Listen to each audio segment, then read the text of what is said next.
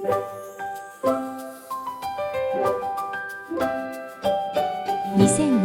年3月、私たちは家族3人で九州を旅行しました。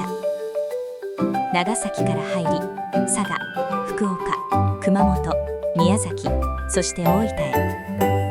5日間で九州7県のうち6県を巡る旅になりました。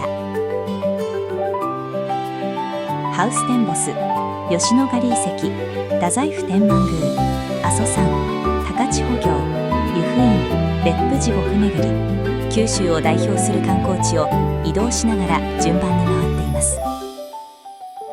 この動画では5日間の旅の流れに沿って実際に巡った順番で記録をまとめました。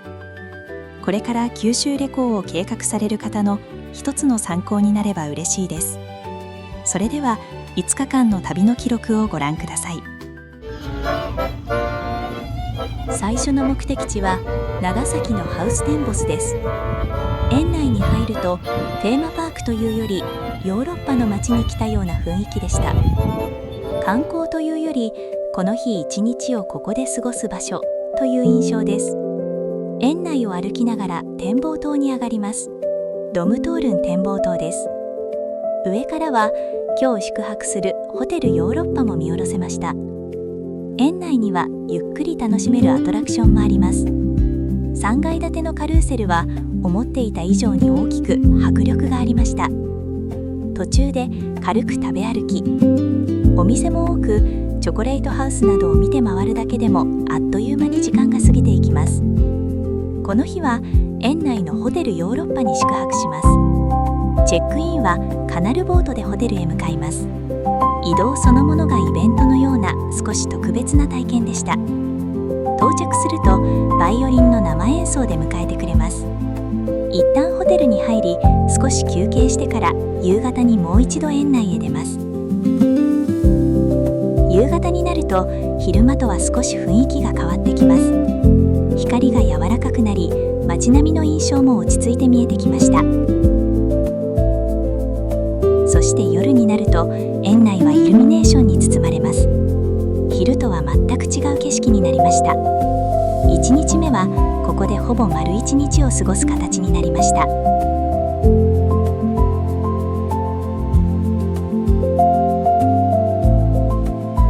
ハウステンボスは短時間で回るというより滞在して楽しむ場所だと感じました。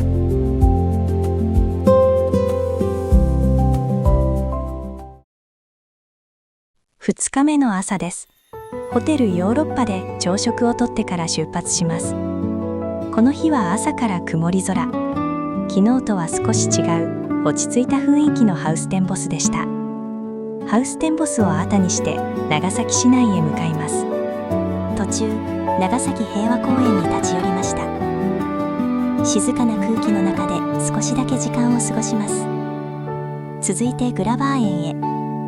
坂の多い街並みを上がった先にあり、港を見下ろす景色が広がっていました。天気は曇りでしたが、その分周りの雰囲気が柔らかく感じられます。ここから佐賀方面へ移動します。移動の途中では長崎らしい路面電車の風景も見かけました。吉野ヶ里遺跡に到着。広い敷地に復元された住居が並び、歴史公園のような場所です。建物の中にも入ることができ、当時の暮らしを想像しながら見て回りました。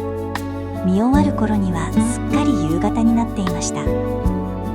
この後博多に到着しましたが、外は本降りの雨。夜は外は歩かず、もつ鍋のお店で夕食にしました。温かい鍋料理で移動の疲れも少し和らぎます。2日目は観光をしながら長崎から福岡まで一気に移動した一日になりました。3日目の朝です。この日は福岡の太宰府天満宮からスタートします。入ってすぐのところには御神牛があり、頭を撫でるとご利益があると言われています。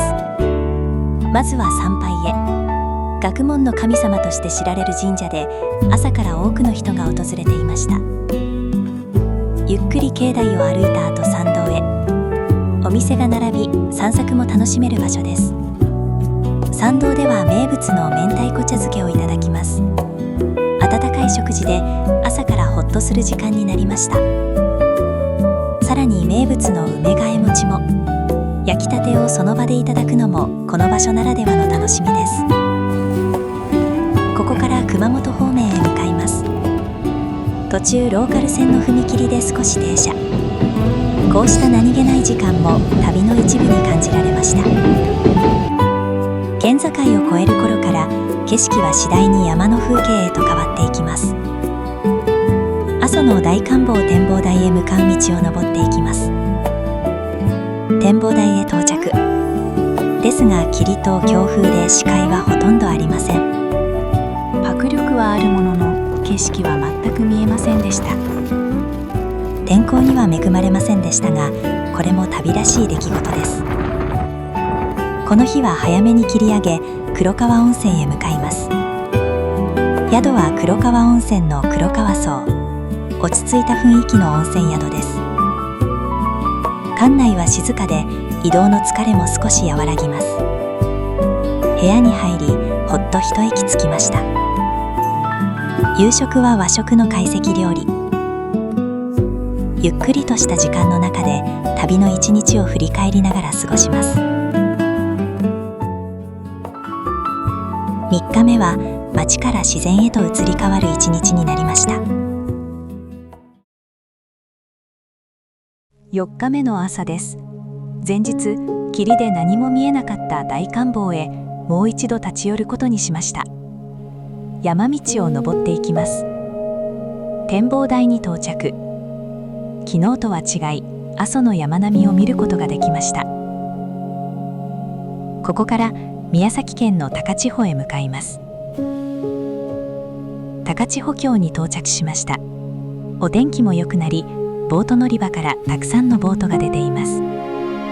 手漕ぎボートは事前予約をしていました。予約がないとかなり待つこともあるようです。ボートに乗り込み、峡谷の中へ進んでいきます。切り立った岩肌と流れる川の音に囲まれ、空気がひんやりと感じられました。滝の近くまで進むと水しぶきがかかるほどの距離です。上から見ていた景色とは全く違う迫力があります。川の流れに任せながらゆっくりと進みます。高千穂峡は実際に中に入ってみてこそわかる場所だと感じました。続いて天照鉄道へ向かいます。小さな駅から出発する観光トロッコ列車です。出発時には駅員さんたちが手を振って見送ってくれました。列車はゆっくりと山の中を進んでいきます。列車は鉄橋の手前で一旦停車します。風の強さを確認してからゆっくりと進みます。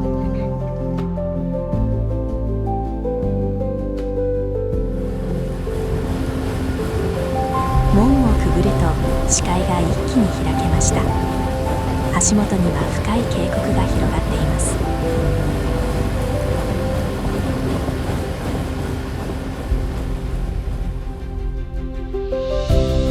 橋の上では車掌さんがシャボン玉の演出をしてくれました。やがて前方にトンネルが見えてきました。中へ入ると空気がひんやりと変わります。暗闇の中で天井にイルミネーションが灯りました。光がゆっくりと広がり、先ほどまでの景色とは全く違う雰囲気になります。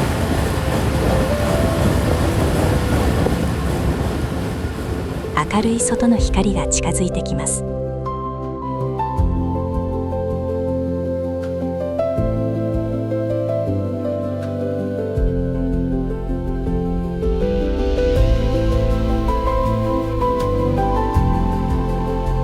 列車はゆっくりと高千穂駅へ戻ってきます。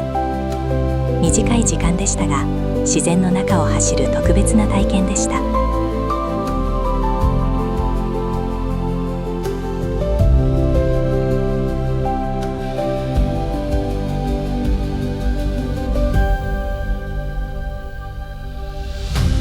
続いて天岩戸神社へ。日本神話に登場する場所として知られる神社です。神話の中で天照大神が隠れたとされる洞窟を見学します。静かな空気に包まれ、神聖な場所だと感じられました。この後、大分県の湯布院へ向かいます。宿は湯布院の温泉旅館西岳館。窓からは湯布岳が見える静かな場所です。温泉に入り、ゆっくりと体を休めます。一日を通して自然の中を巡る一日になりました。4日目は九州の自然を体感した一日でした。最終日の朝です。この日は大分方面へ向かいます。まずは湯布院を少しだけ散策しました。湯の坪街道を歩き、近隣湖の周辺をゆっくり回ります。その後、別府へ向けて移動しました。別府といえば地獄巡り。温泉というより自然が作り出した景観を見て回る場所です。色も形もそれぞれ異なり、同じものは一つとしてありません。最初は白池地獄。青白い湯の色が印象的で静かな雰囲気の場所でした。続いてかまど地獄。場所によって温度や様子が違い、見どころの多い地獄です。途中の休憩所で一息。歩き続けるとちょうどいい休憩になります。海地獄は特に鮮やかな青色。湯煙と合わせて別府らしい景色が広がっていました。鬼石坊主地獄では泥が湧き立つ様子を見ることができます。ボコボコと音を立てながらゆっくりと形が変わっていきます。血の池地獄は赤い色が特徴。同じ温泉でもここまで違うものかと驚かされます。竜巻地獄では間欠泉の噴き上がる瞬間を見ることができました。自然の力を感じる迫力があります。こうして地獄巡りを一通り回り、スタンプもすべて揃いました。途中で見つけた極楽まんじゅう。歩いた後の甘いものが一番美味しく感じます。観光を終え、空港へ向かいます。いよいよ旅も終わりです。九州北部を巡った5日間の旅。各地を移動しながら多くの景色に出会うことができました。ここまでご覧いただきありがとうございました。